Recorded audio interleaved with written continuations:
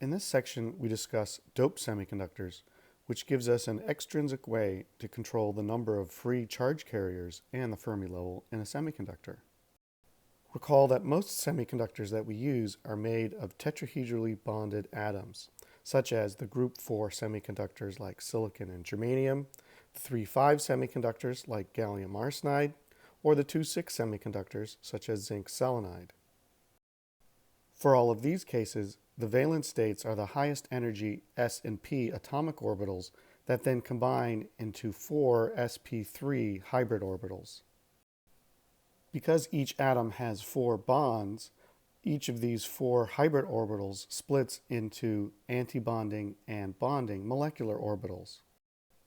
These molecular orbitals then interact with one another and spread into a conduction band and a valence band, where the band gap between them depends on the strength of the bonding between the antibonding and bonding molecular orbitals. Because each atom contributes exactly 4 atomic orbitals, it will produce exactly 4 molecular orbitals per atom. Thus, to exactly fill the valence band of a semiconductor requires 4 electrons per atom. So gallium arsenide and zinc selenide are semiconductors because on average they each have 4 electrons per atom. If the elements used donate slightly more than 4 electrons per atom, those extra electrons will go into the conduction band, making the semiconductor N-type. If the elements used have slightly less than 4 electrons per atom, that will lead to holes in the valence band or a p-type semiconductor. For example, let's consider a crystal of silicon with an arsenic impurity that replaces one of the silicon atoms. Arsenic is a group 5 element just to the right of silicon, which means that its electronic structure is very similar to silicon, containing the same s and p state orbitals. However, arsenic has 1 extra electron than silicon does. Because the s and p valence states of arsenic are similar to those of silicon, it will make similar bonding and antibonding orbitals as silicon does. However, because arsenic sits to the right of silicon on the periodic table, it has 1 extra valence electron that will go into the antibonding orbital and become an extra electron in the conduction band.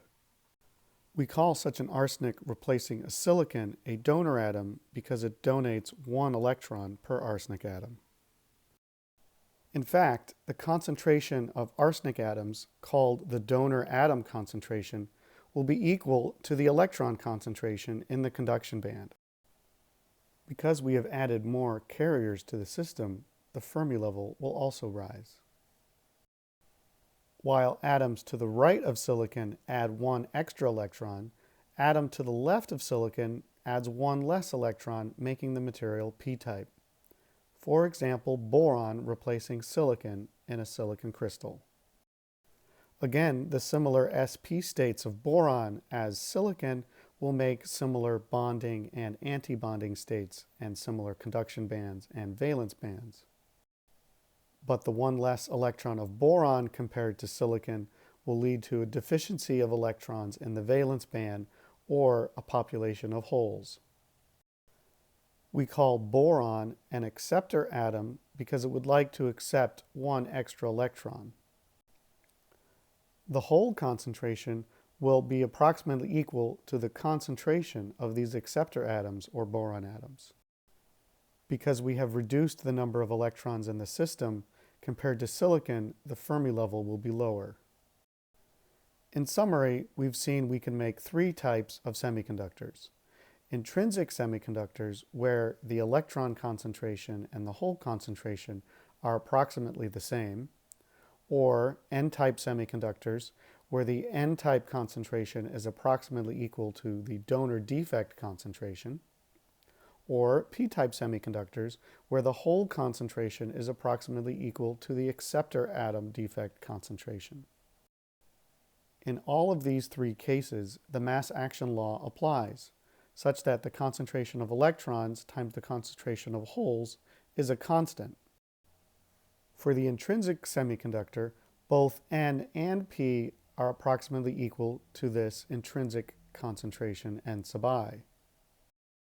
For the n-type semiconductor, where we can approximate the concentration of electrons as the concentration of donor atoms, we can approximate the much smaller concentration of holes using the mass action law. Solving for P, we get the intrinsic concentration divided by N, or the intrinsic concentration divided by the impurity concentration.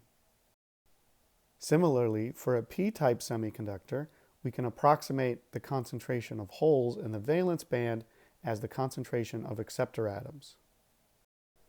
Then the concentration of the minority species, in this case the electrons in the valence band, we get from the mass action law. While the Fermi level is near the middle of the band gap for an intrinsic semiconductor, it moves up towards the conduction band for N-type semiconductor or down towards the valence band for a P-type semiconductor. To calculate the conductivity of a semiconductor, we simply add the contribution of conductivity from electrons to the contribution of conductivity from holes as if they were conducting in parallel. For example, in an N-type semiconductor, we approximate the number of electrons with the number of donor atoms and use the electron mobility to calculate the contribution to conductivity from the electrons. Then, for the dopant concentration much larger than the intrinsic concentration, we can approximate the hole concentration from the mass action law and show that it is actually quite small, and so we can approximate the total conductivity as simply due to the electrons in the conduction band. If we have a semiconductor with both donor atoms which donate electrons and acceptor atoms which accept electrons, the effect is compensated, and we call this a compensated semiconductor. If there are more donor atoms than acceptor atoms, we can approximate the number of electrons as the difference between donor concentration and acceptor concentration. We can continue to use the mass action law to find the minority carrier concentration for holes, where we will use the difference in donor and acceptor concentrations for N. If the net donor concentration is large compared to the intrinsic concentration, we can again approximate that the conductivity due to the holes is essentially zero, and so that the total conductivity can be approximated as that due to only the electrons. Because defect atoms have slightly different atomic orbitals, they may produce states that appear within the bandgap of the semiconductor. Donor atoms tend to produce states near the conduction band edge, while acceptor atoms tend to produce states near the valence band edge. For the chemically similar defects we discussed, such as arsenic and boron, this energy difference is very small, and we can consider the defect states as merging with the conduction band or valence band. We call these defects shallow defects, as opposed to defects which form states deep within the band gap, which we call deep defects. Deep defects are useful for controlling the emission and absorption of particular photons for optical materials, but can also ionize electrons or holes depending on the temperature.